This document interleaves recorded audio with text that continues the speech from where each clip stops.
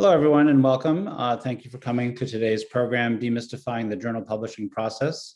My name is Jamie Fisher, and I'm professor in departments of German and Cinema and Digital Media at UC Davis, and I'm the director of the UC Davis Humanities Institute. Before we get started, we take a moment to acknowledge the land on which UC Davis was founded. For thousands of years, this land has been the home of the Patwin people. Today, there are three federally recognized Patwin tribes: the Cachel-Dihi Band of Wintun Indians of the Calusa Indian Community, the Quetzal-Dihi Wintun Nation, and the Yochu Wintun Nation. The Patwin people have remained committed to the stewardship of this land over many centuries. It has been cherished and protected as elders have instructed the young through generations. We are honored and grateful to be here today in their traditional lands. Before we get started, I would also like to thank for the work on this very complex event, Kathy Wallerstein and Gina Nunez at UC Davis and Sujin Ko at University of California, Irvine, especially, and for their help as well, Professors Judy Wu and Nancy at Irvine and Nancy Kwok at San Diego. So it is my honor and pleasure to introduce today's program on the publication of articles and article-length essays. It is, I believe, our second event of our revived UC Consortium of Humanities Institutes and Centers of the University of California, of which I am with Professor and Director Susan Derwin at UC Santa Barbara, the co-chair.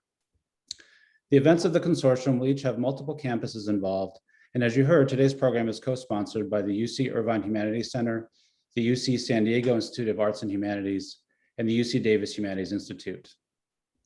This consortium of UC institutes and centers is funded by the UC Office of the President in Oakland as part of a recently awarded grant from UCOP's Multi-Campus Research Programs Initiative Scheme.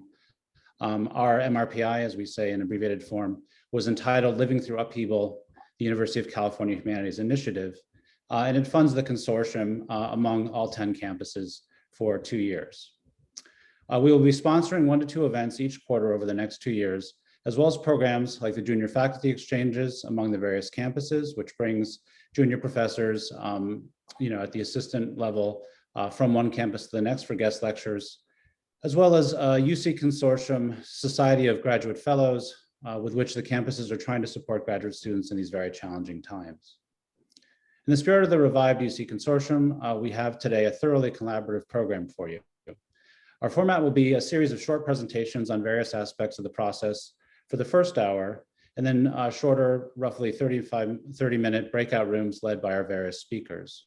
And then we'll reconvene very briefly to talk about next steps. So what I'll do is I'll introduce each speaker, their topic, and then I'll give a short introduction, biographical introduction, and then that speaker will speak for roughly 5-6 minutes. Please be mindful of the time since we have so many speakers on interesting subjects. I will move through those, and then my colleague, Professor Judy Wu, will transition us to the breakout rooms at about 1 o'clock. Okay, so the first topic we have is where are journals going, on which Eric van Rijn will speak. He's the Director of Journals and Open Access for the University of California Press.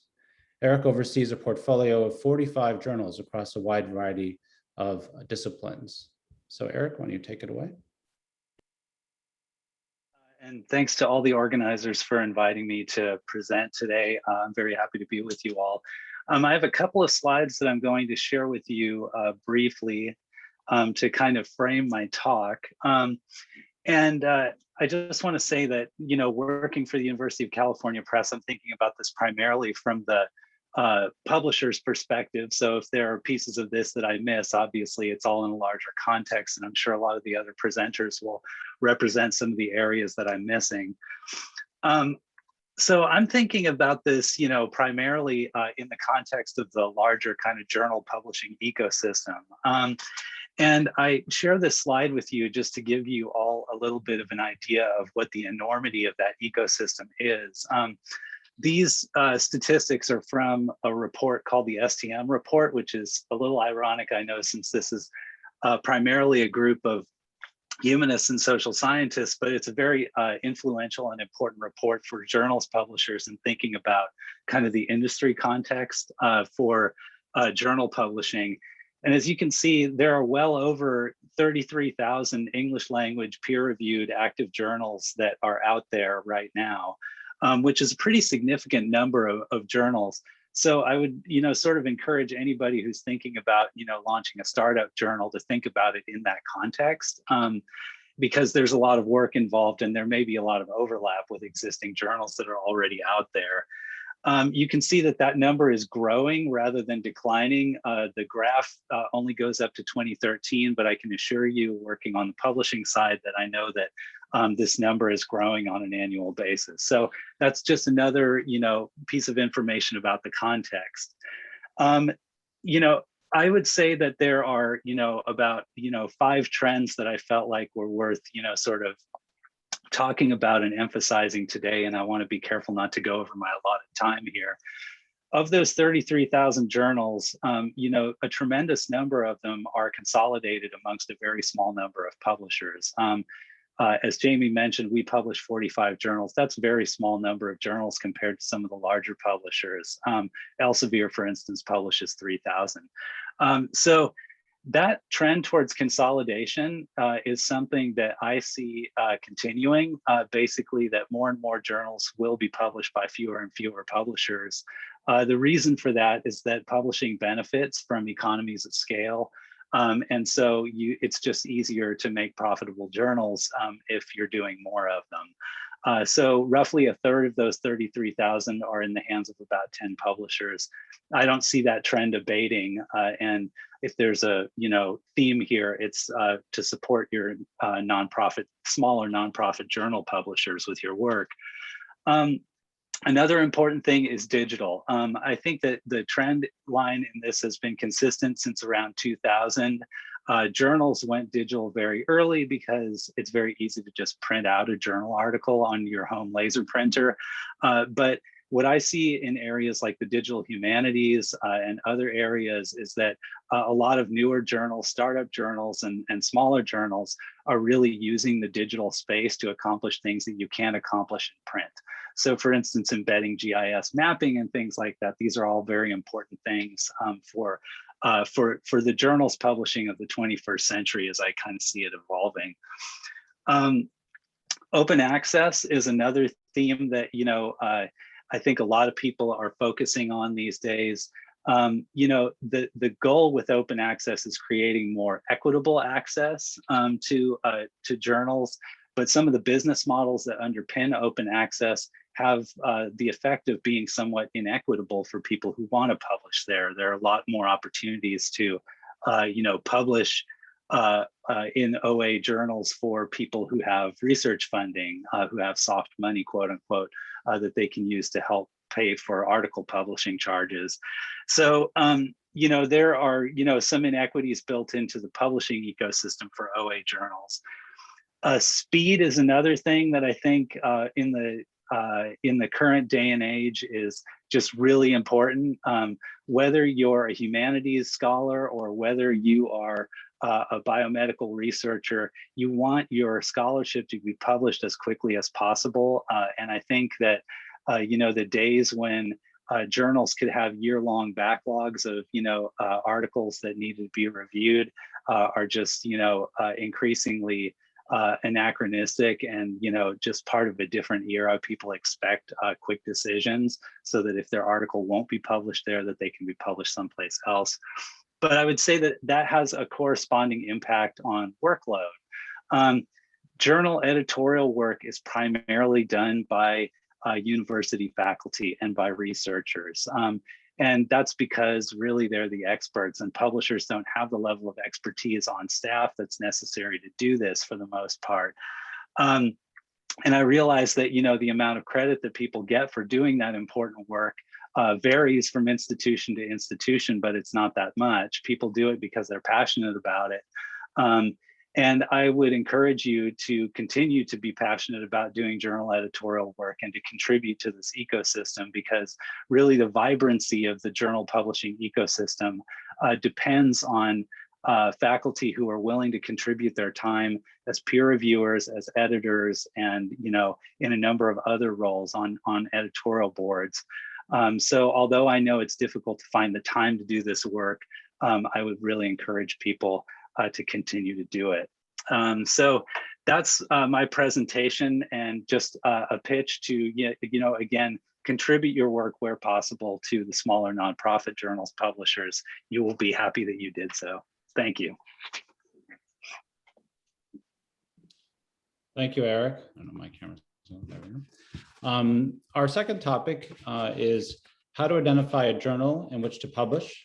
And speaking on this topic will be Melissa M. Wilcox, who is professor and Holstein Family and Community Chair of Religious Studies at the University of California, Riverside, and who specializes in the study of gender, sexuality, and religion in the global North and global West. Melissa is the founding co-editor of QTR, a journal of queer and transgender studies and religion, associate editor of Journal of the American Academy of Religion, on the editorial board of American Religion, and an advisory board member of Religious Studies Review, and also as well, former editorial board member of Religion and Gender, Context, Nova Religio, Qualitative Sociology, and Sociology of Religion. Thanks, Melissa. You want to take it away? Yeah, thank you. Hi, everybody. Thank you so much for being here. I am absolutely thrilled to see that we have well over 100 people with us. So I just want to touch on a few points in my 5 minutes. And to begin with, I want to start with the advice that I give everyone whenever I'm giving advice, which is probably too often. And that is to triangulate every bit of advice that you get. All of us give advice based on our own experiences. Other people have had different experiences from ours. And I think it's kind of a human phenomenon to universalize our own experiences and say, oh, this must be what it's like in every XYZ setting. And I've certainly found out to my own chagrin that advice that I was giving was completely counter to advice that someone else gave from an almost identical setting in a different context. So whatever I say today, check this with your doctoral advisor. If there's somebody that you get good advice from, check it with your mentors, check it with basically everybody you get a chance to talk with, triangulate all of that and sort of find where your own path is. Trust those instincts, unless they're telling you things about not being competent and other kinds of imposter syndrome stuff. Don't trust that, but otherwise trust your instincts. They're usually right. I think there are 4 main factors to consider when you're choosing a journal to publish in, particularly when you're early in your career, in grad school, as a postdoc, as an early career faculty member. One is obviously the journal's reputation, but think about how reputation is defined in your field. Check with senior scholars on this. In some fields, impact factor is huge. In fields like religious studies, even our flagship journal, the impact factor is something that a chemist would sneeze at. So impact factor isn't such a big deal, but reputation is. Longevity, sometimes. If it's a brand new journal, some people warn away from it. Other people say, get on board right at the beginning with a journal that really seems like it's on its way up. Who's the editor? Is this somebody that would be useful to network with? Good to know. As the editor of the flagship journal in our field, the Journal of the American Academy of Religion is fond of telling grad students, don't be afraid to shoot for the moon. That journal publishes graduate students. Not all journals do. So don't be afraid to aim high. At the same time, if you're constantly aiming high, you don't want to make a list of the top journals in your field and then work your way down them, because by the time you get to the one that is a good match for your article, you'll have spent 3 or 4 years trying to get an article published. So it's important also to balance between don't be afraid to aim high and also aim for the journal that's the right fit, not necessarily the top journal in the field. Up until less than a decade ago, the Journal of the American Academy of Religion really didn't publish queer and trans studies in religion, so most of us didn't even bother trying. That has changed radically. So again, keep on top of what's happening with the journal. I also recommend to people that they find out from talking to others whether the journal has a reputation of being relatively easy to work with and of expecting professional and constructive feedback from their peer reviewers. So there are actually journals that will put a statement on their website about these expectations for reviewers, and where the editor will actually send a review back to a peer reviewer and say, you're being mean, catty, and dismissive. You need to change this review. That is not the majority of journals. But again, if you can find a place where the editor will work with you if they're considering your article and help you improve it, whether or not they accept it in the end. Even just a couple sentences explaining why they didn't accept it in a constructive, supportive way can really help you make that article better as you turn to another journal.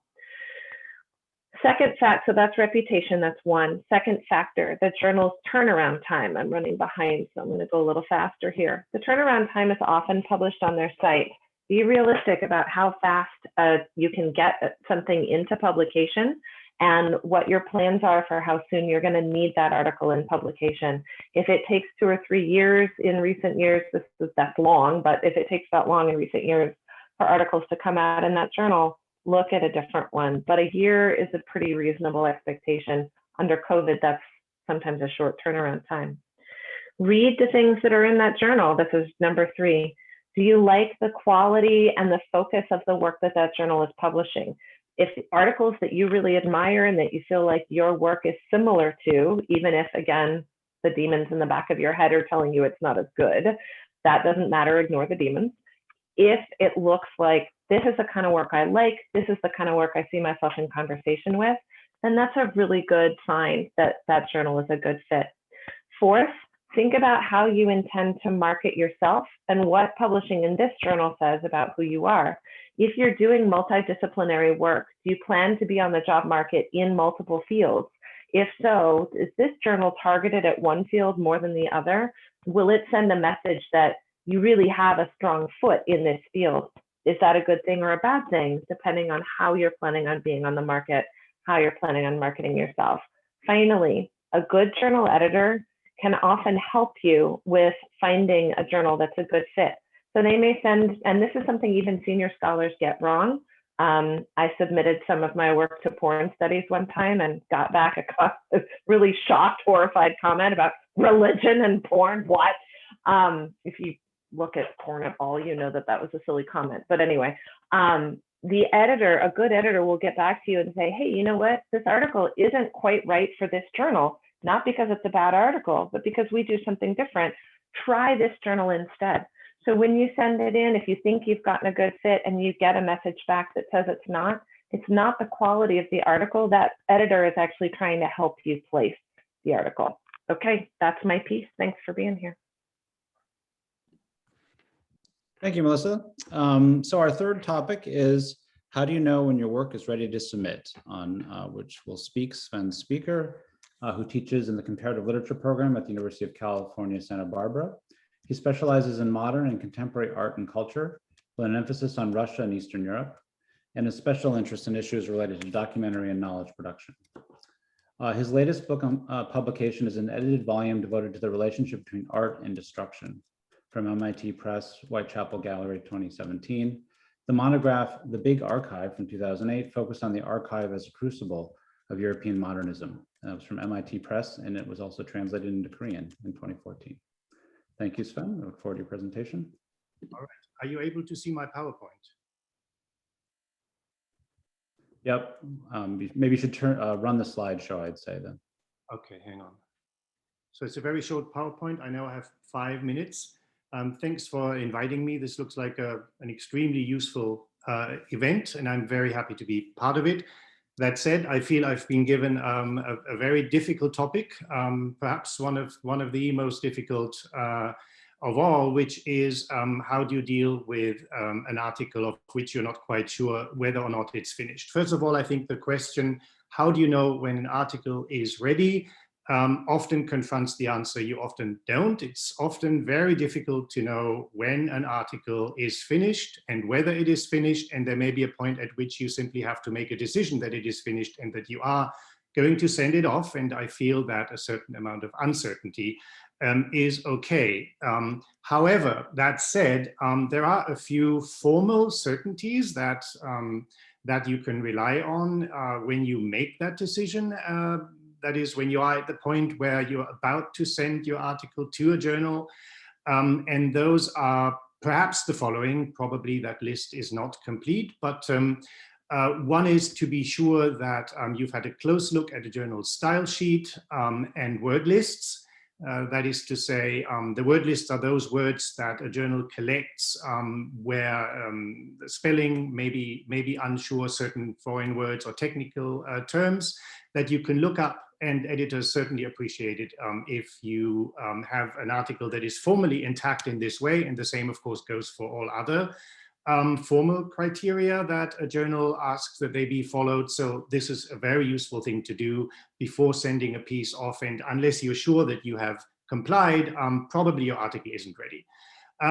Working down the list towards more substantial issues from the formal one, it is of course important that your article conform more or less to a journal's required length for articles. It should neither be too long, that's obvious, but it should also not be too short. We have rejected many articles because we felt that they weren't quite at the length at which a sustained article makes sense also for us to publish. So journals have an idea about the length of what they would like to be published, and while that shouldn't be too rigid, and many journals can sometimes make exceptions, but I suggest that you take a close look at what the recommendation is before sending your piece.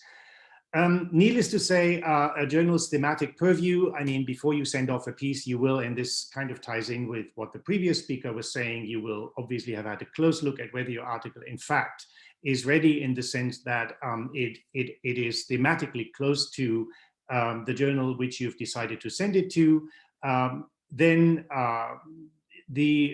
another obvious criterion will be whether you have had a close look at existing texts in the area in which you want to publish. That is to say, you'll have obviously footnotes and possibly a bibliography, and they will contain many sources. Make sure that you have a good sense of whether what you feel are the most important people writing in your field specific to the topic you have chosen are mentioned in your article, not because they may be the peer reviewers, which they may also be, but also because those are the people on which your argument may productively rely. So it's useful to take a close look at whether or not the sources you want to be there have been included, and before you make the decision that your article is ready to be sent, you should take a look at who your favorite critics, theorists, and so forth are that could be useful for the point you're making in your piece.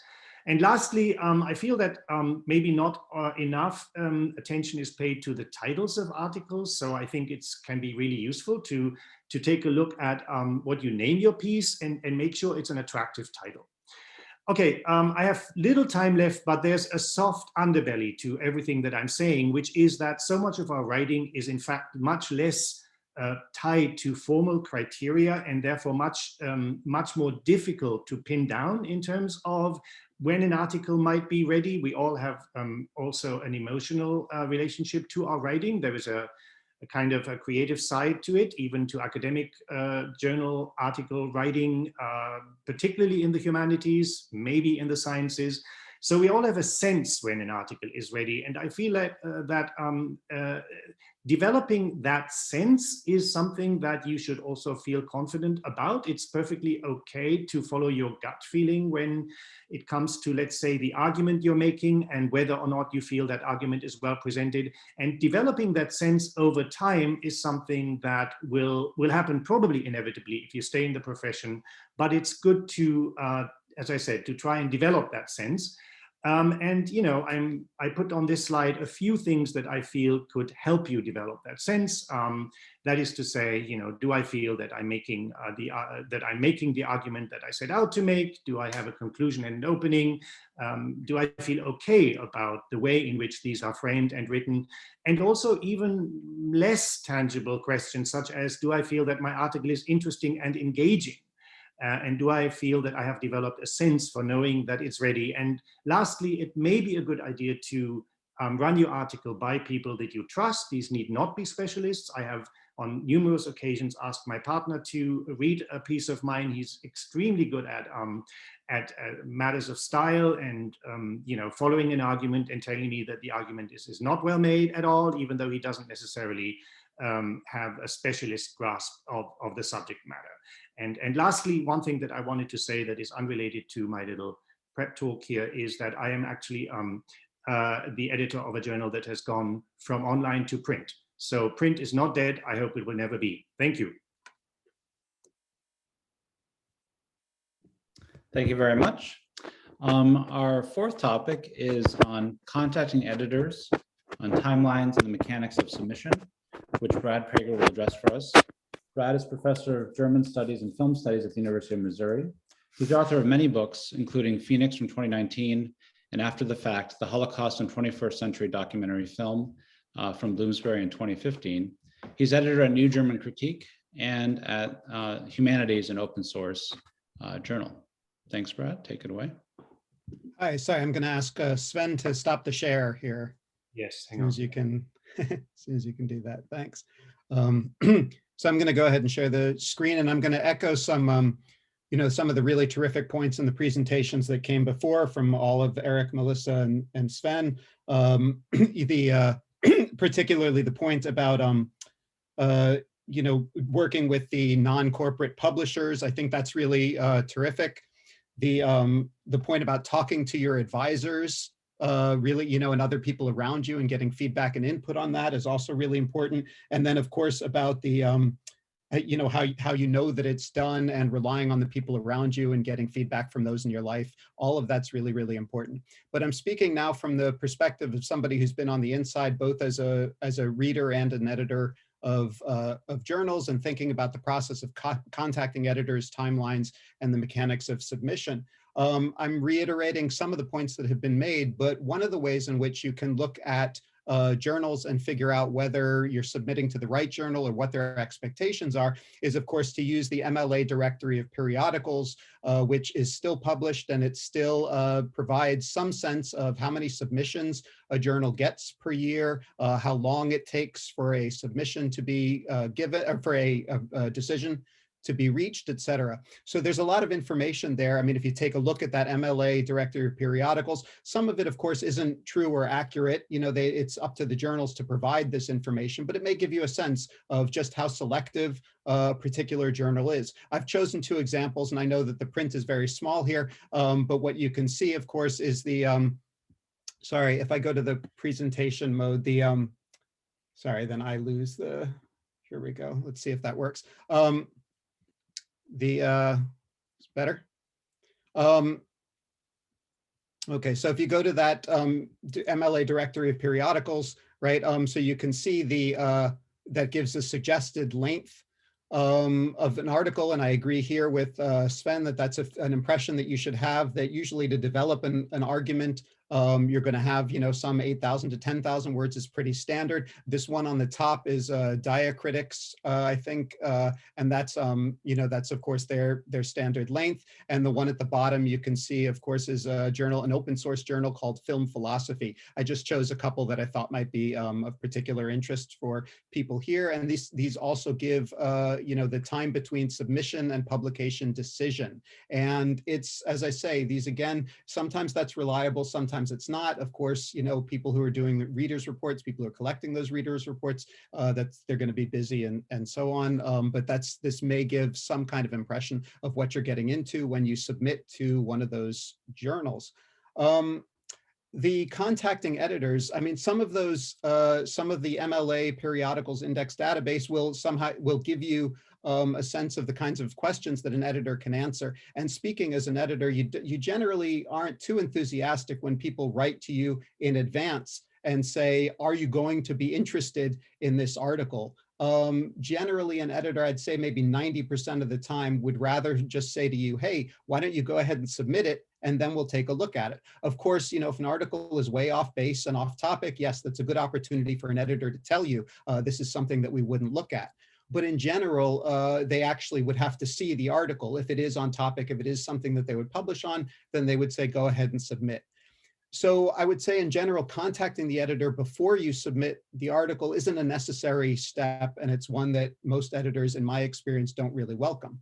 The exception here, and what I've put up here on the slide, as you can see, are on the occasions that you see a call for papers for a special issue of a journal. In that case, you've got a very different situation where you've got the editor of a special issue is somebody putting it together the way somebody might put together a book. And this is kind of an interesting way to do journal publications or to publish in journals that may not be the direct route. But if you see something that's along the lines of things that you would publish on, somebody doing, an issue on 20th century German art, and you have something on Gerhard Richter, and you say, hey, this might go into a special issue. Then you can contact the special issue editor and say, hey, is this something that you think would fit in? And that's a case where you'd want to talk to a special issue editor, but the journal editors in particular don't generally respond all that well to the, will you be interested in this? Or is this something that's going to be interesting to you? So that's a little bit of a pro tip, is sometimes using the special issues as a way to do journal publications. Sometimes that works and helps. Answering the next question, right, is how do I submit to journals? Some of the journals have still what I'd consider a little bit of an old-fashioned system where you send it to the managing editor, right? You send your submission to the journal itself, and they have, in this case, this is October, a journal we're all familiar with, and you can see it's octobermagazine@gmail, and you would just send your submission to them through that portal, and you'd get an answer from a managing editor or somebody on the editorial board that would tell you, okay, hey, we'll get back in touch with you in 4 months. Thank you for submitting. That's one way in which journals do it. And it used to be the pretty standard way. Some of the journals, and I'm sure Eric is very familiar with this, a lot of journals are switching over to an editorial manager submission portal or Scholar One.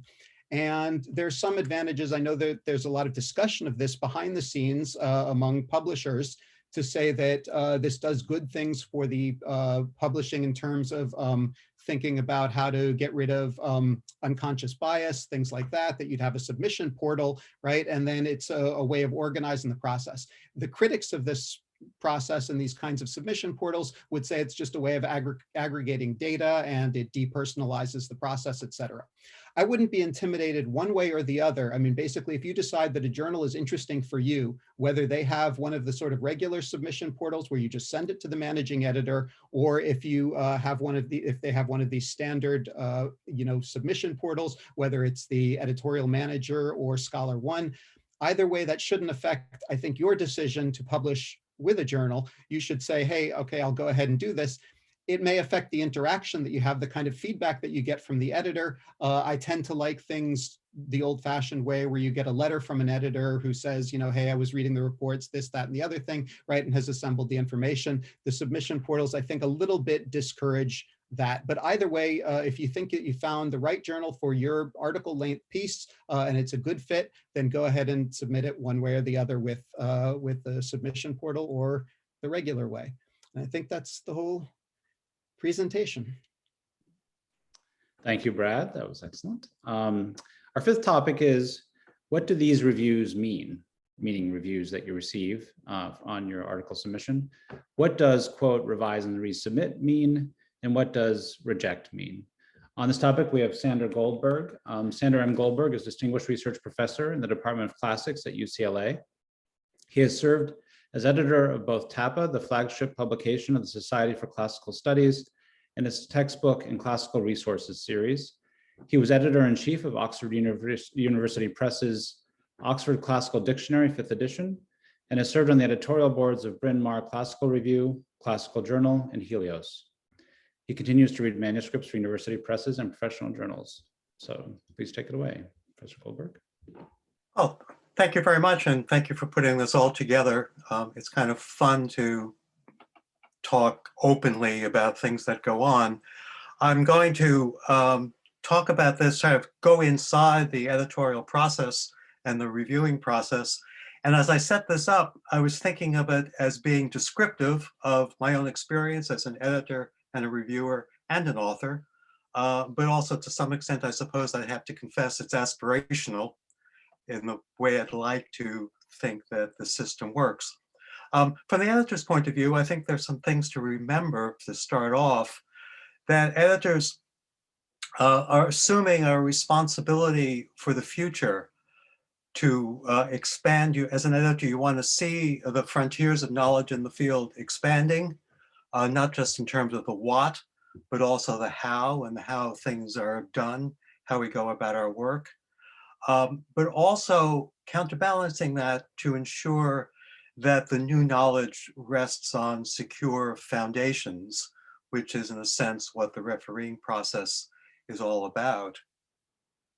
And then at the same time, there's a recognition increasingly that there's always more than one way to approach a question and more than one question to pose, which means that editors have a responsibility to match manuscripts with appropriate referees, meaning referees who are rigorous and well-informed in the discipline, but also knowledgeable about and sympathetic to the author's approach. The publication process is a joint endeavor. It's not adversarial, and it's not a zero-sum game. There's some consequences of this, as far as I've seen and from various journals I've worked with. First is that very few manuscripts are rejected out of hand, but at the same time, there are actually relatively few offers of immediate acceptance. And so revise and resubmit is by far, at least in my own fields, the most common verdict on a manuscript the first time it's submitted, which makes acceptance rates extremely difficult to calculate for 1 year because there's a constant back and forth and circulation of manuscripts. But generally speaking, in a number of journals I know about, the acceptance rate runs about 30%. It's also worth knowing, as been alluded to before, that journals have invariably now an instruction sheet for referees to establish a certain fairness and uniformity in the process, telling the referees that, look, I want a certain number of analytic comments, and then also specific recommendations that are suitable to send on for the editor and also for the author. Though we also, at least in classics, will always append to that a little other note saying, look, give me that report that I can send on, but if there's something in private that you want to tell me for help me think about what to do with these reports, you can do that as well. At least in classics, and I think this is becoming increasingly standard, we use a double-blind refereeing system, and double-blind refereeing where it has both its pluses and its minuses. On the plus side, it protects newcomers and junior members of the profession from a certain amount of intellectual bullying. It also protects senior members from overindulgence, where it becomes a little harder to get something published simply because of the name that's on the first page. The minus is that the authority of the reports that come in is not always self-evident. And so sometimes the editor has a responsibility not just to pass on the reports, but in a sense to kind of interpret them and to suggest, you know, in effect say, look, this is a referee who really knows what she's talking about, and I think it would be very helpful for you to pay attention to what the report says. So what do reports say? And I'll look at the two more difficult ones to accept. The first one, revise and resubmit. Well, what does it mean? Generally speaking, I think it means that a core idea in the article is well worth pursuing, but it can and should be improved. And that can mean itself a number of different things. One of them is certainly simply correction of minor errors, too many typos or faulty or incomplete references. Those do happen. Sometimes it's a little more significant. The organization could be changed. It would be better if you put paragraph X in place Y instead, or gosh, it would really be good to divide into pieces. Perhaps evidence has been misinterpreted or misused. Possible objections are not addressed or forestalled, or maybe you stop too soon. But there's always a sense that, a confidence that the editor, that the author can handle this. What does reject mean? One thing it can certainly mean is that the bright idea is wrong. Although when that happens, the referee has to be clear about why and convince the editor that that might be the case. And other times, it's a lack of confidence in the author, a sense that the idea might be right, but it's not convincingly presented, that it might be on the right track, but there are too many errors, or perhaps it's not appropriate or worth printing given the focus of this particular journal, or finally, that the referees have it wrong, which is also a possibility. And my last point then is, what do you do then? And I have to say that ignoring a report and immediately trying your luck with another journal is not a good idea. Even if you're right, I think you have to accept the idea that a new draft is required. The referees won't be the only ones to think whatever it is they're thinking, so you want to anticipate their objections. And they also have a responsibility to get things right for yourself and for everybody else as well. But finally, my very last point, the system is designed to facilitate work and to make it as good as it can possibly be, which is good in effect for all of us. Okay, thanks. Thank you very much. Our sixth topic is, how should I handle conflicting reviews? And on this topic, we have Jonathan Alexander, who is Chancellor's Professor of English and Associate Dean in the Division of Undergraduate Education at University of California, Irvine.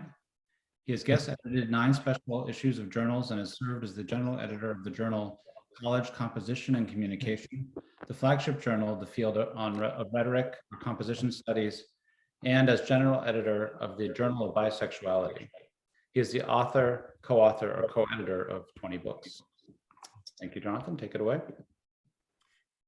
Thank you. Let me say it's a real privilege to be here. You've been given amazing advice, and I can only build on the advice that's already been given.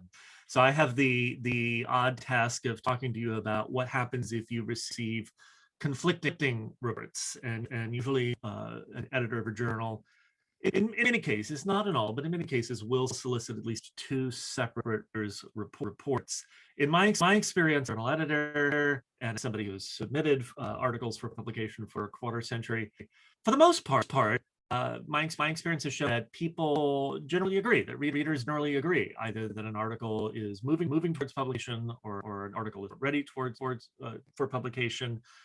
When I edited the journal College Composition and Communication, I was really blown away by the number of times in which readers actually agree.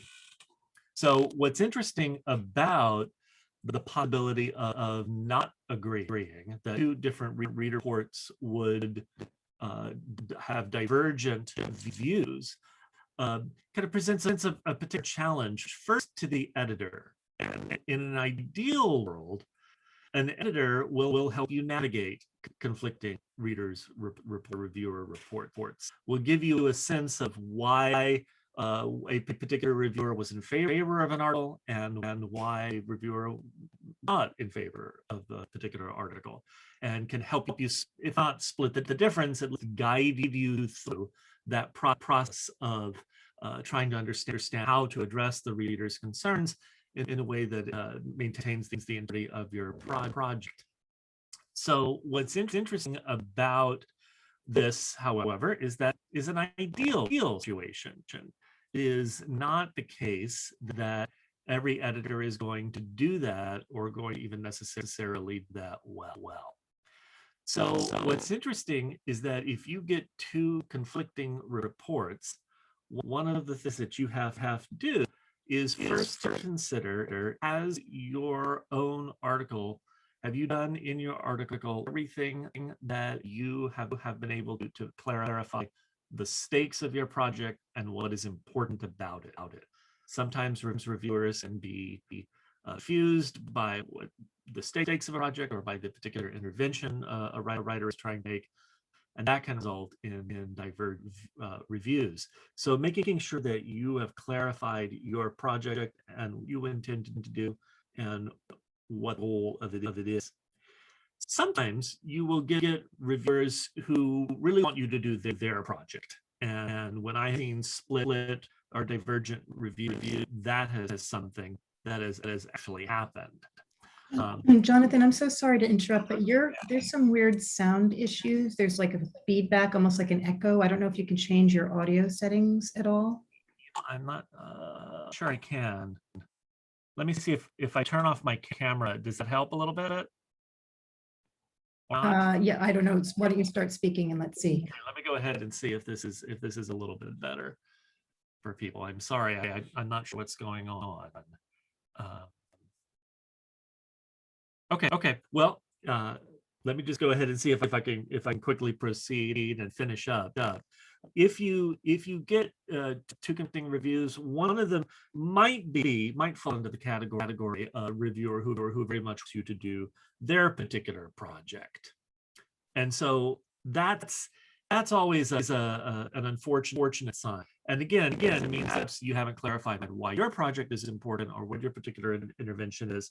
And at that point, you can absolutely talk to an editor. A good editor will recognize that in situations where you have conflicting reports, that you might need to go in a particular direction and not necessarily pay attention to all of the advice that you've been given. You can pick and choose the advice you've been given.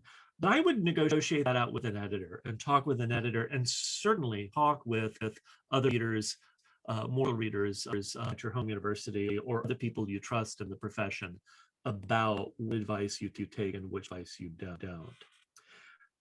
Finally, one of the things that I would say about what happens when we get divergent reports, I noticed as an editor, I would sometimes get very divergent reports when a writer was trying to do something particularly controversial, question some foundational knowledge or methods within a field, and that might generate a report that was on board with the project, saying this is great, these are exactly the kinds of revolutions we need in the field. Could also generate a very divergent which would say, nope, this is completely inappropriate, etc. So to the extent to which you can again verify what your intentions are, what your goals are in your essay, and what's important about the sort of acknowledging the controversial nature of some of your claims can also go some way to mitigate against divergent reports or readers recognize what it is that you're trying to do. Thank you very much. And I apologize for the awkward audio. Well, thank you, Jonathan. Yeah, that just goes with the territory in terms of technical problems. Our seventh topic will be how to promote your publication. And addressing this will be Judy Tsuchunwu. She is Professor of Asian American Studies and Director of the UC Irvine Humanities Center.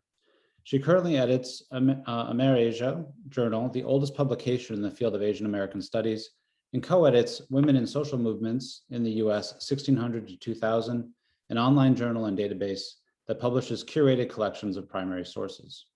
She previously co-edited Frontiers, a journal of women's studies, and served on the editorial boards for Journal of American History, Journal of Women's History, and Modern American History. Thanks, Judy. Thanks so much, Jamie. I get to do the fun part. So now that your publication is out there in the world, you should definitely take a deep breath and celebrate. You put in a lot of work to think about your ideas, to be able to go through the revise and resubmit process and to publish. So, have a drink, eat lots of ice cream, do whatever you'd like to celebrate. And I'd like you to think about how to promote your publication. So I'm going to give you 3 different strategies. And the first one is to really think about your public profile as a scholar. This is something that really struck me when one of the book editors from University of California Press came to UCI to talk about that process. And she was interested in whether authors already had a platform. Maybe it's Facebook, maybe it's Twitter, maybe it's publishing op-eds. She was interested in whether people were interested in getting their ideas out there in the world. So as an author, in addition to celebrating yourself, really try to promote your work. So using social media platforms. One of my colleagues actually will tell me, I just wrote an essay on this topic. I hope you'll check it out. Right? Using social networks to get the word out about the exciting intellectual contributions that you are making. I recently wrote a piece for The Conversation, which is a place in which they're looking for academics to translate their ideas to the public. They also have connections with news outlets around the country and perhaps even globally. So writing for that gave me a lot more circulation to be able to reach a wider audience. And from there, actually, some agencies that work with K through 12 teachers asked me to write different versions, or asked if they could translate some of those ideas to a younger audience. So these are, I think, really exciting opportunities to really showcase what the public relevance of your ideas are. So that's strategy number one, thinking about yourself as a public intellectual. The second strategy I have is to think about your work in relation to intellectual communities. You are engaging with other scholars. Maybe you are actually doing it not just through the exchange of ideas, but perhaps through writing groups, perhaps through conferences and panels. And so when your work comes out collectively, it's a great chance for you to reconnect and think about what is the implication of this broader conversation that you're engaging in. So what are some ideas about doing this? For example, you might organize a panel for a conference or a roundtable for a conference so that you can even further enhance the intellectual contributions that you're making. Maybe you want to organize an event. The pandemic has been incredibly destructive and disturbing, but the rise of Zoom events, which I know some of us are tired of, but it's such a wonderful opportunity to collaborate across geographical distances. So even just throwing a Zoom event to talk about the collective intellectual interventions that you're making can make a powerful impact. Just an example of this most recently, I've been collaborating with scholars at UC Davis, UCSD, on creating an empire and suffrage syllabus project. And at the recent Organization of American Historians, we unveiled that project and talked about what motivated us to center empire in just conversations about women's suffrage. The third strategy that you might consider is thinking about your work in relation to pedagogical communities. And a great example of this is a publication by the Asian American Literary Review. They came out with this really creative multimodal publication that explored Asian American mental health. They described the journal itself as a hacked version of the diagnostic manual. They came out with a mental health quilt that featured letters and artwork that explored various issues. They also came out with this fantastic deck of tarot cards that on one hand describe certain categories of identity, such as the model minority, the adoptee, the refugee, but also had on the back intellectual writings about these categories. And so they hosted a virtual pedagogy community that talked about how they teach these materials, how do they integrate those types of publications into the curriculum.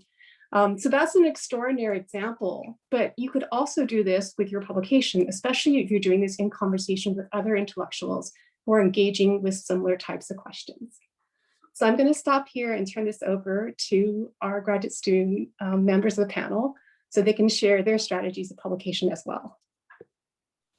Thank you, Judy. Yes, our eighth and final topic for this main plenum session before the breakout rooms is student support strategies, and includes questions like, what are the general expectations for publication rate and when to publish?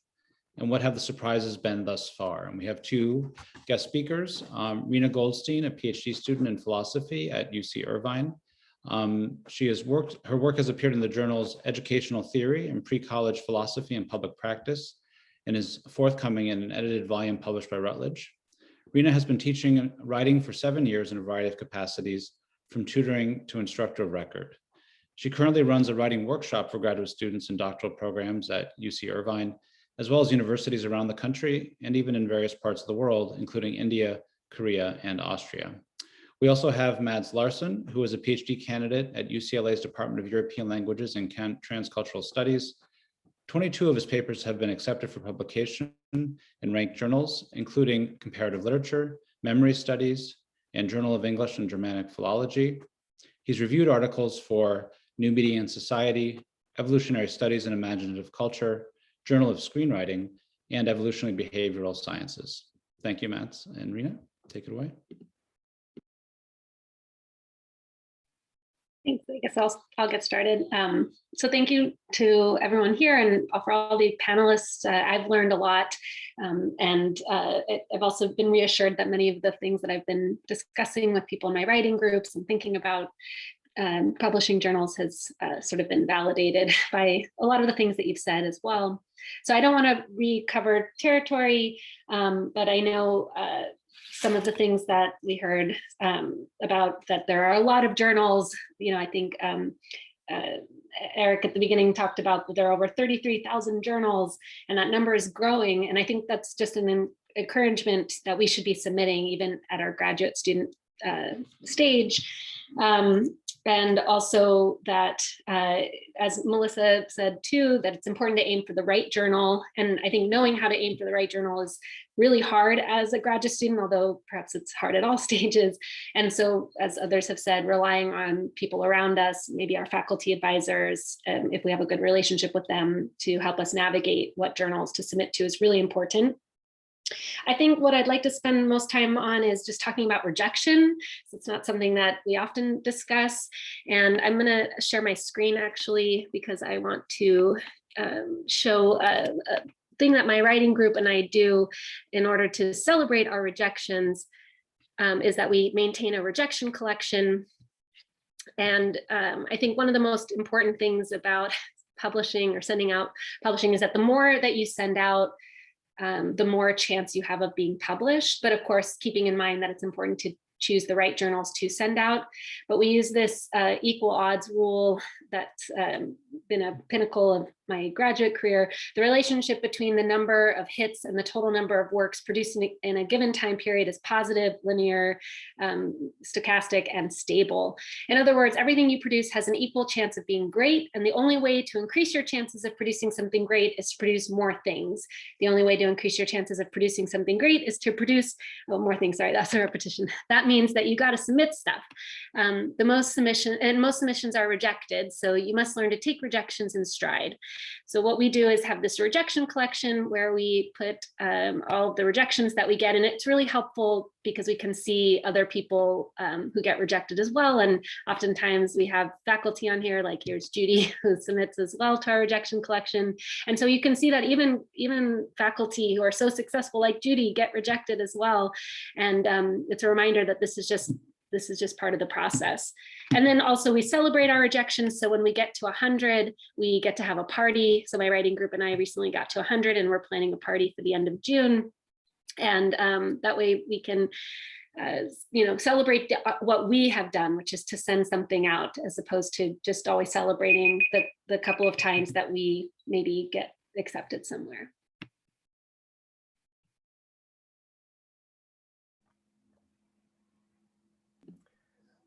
Thank you, Reena. I would like to add to that from my graduate student perspective. I would like to touch on a few reasons that I think that it's really useful to submit the work we are writing, in addition to getting it published when that happens as well.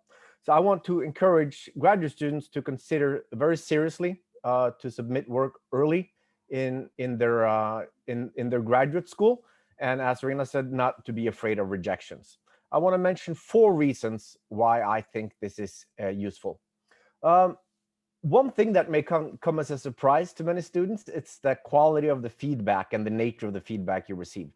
I've noticed that in academia now, there's it's difficult for many professors to give the kind of direct and honest feedback that we are dependent upon to improve. There's a lot of emotional work that needs to be done. You incur a lot of risk by entering into a process like that. That is not a risk that a lot of many reviewers are afraid of, I've noticed, and you often get very honest and sometimes brutal feedback that can, of course, be hurtful, as rejections often can be, but that, at least in my experience, has been tremendously helpful.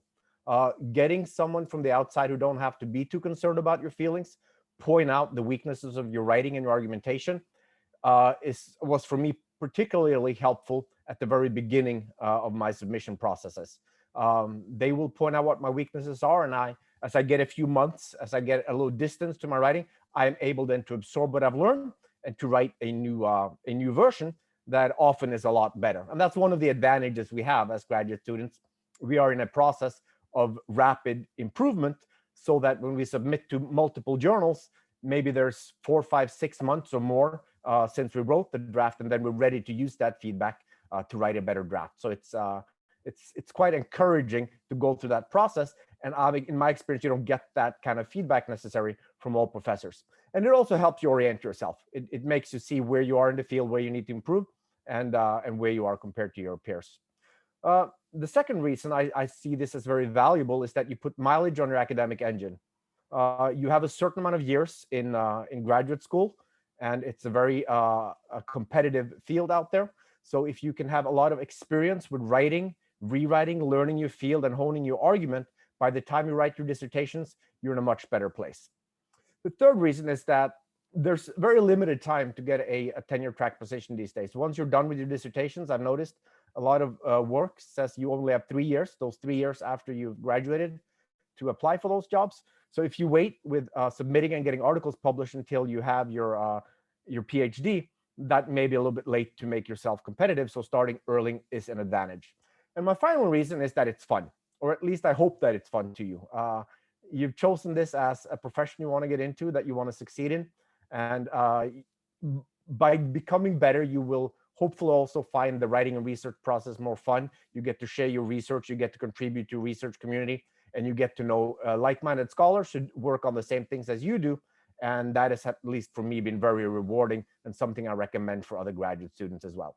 So if you do decide to embark on this process, try not to take it too personal in the beginning, like Reena referred to, collect rejections, and just accept that the pain of getting feedback and being rejected, that is the price you pay for improving. And if you want to succeed and do well in your field, you have to incur that price. So I wish you all the best of luck as you with your submissions, and I wish you a lot of success and improvement. Thank you.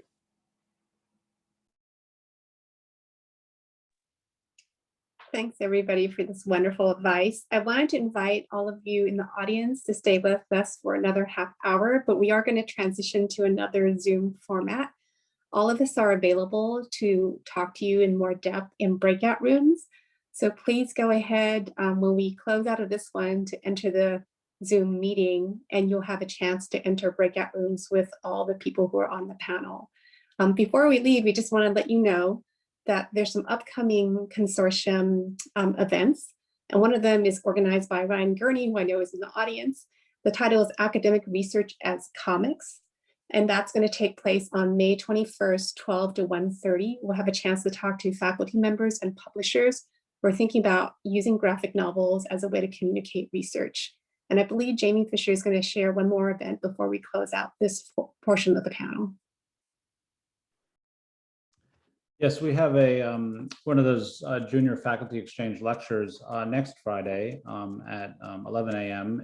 You can find it on the UC Davis Humanities Institute website. It'll be Professor Kalani Mitchell, assistant professor at UCLA, with a lecture photography on tilt. Thanks again, everybody, for coming. Make sure you have a copy of that Zoom link before we leave the program.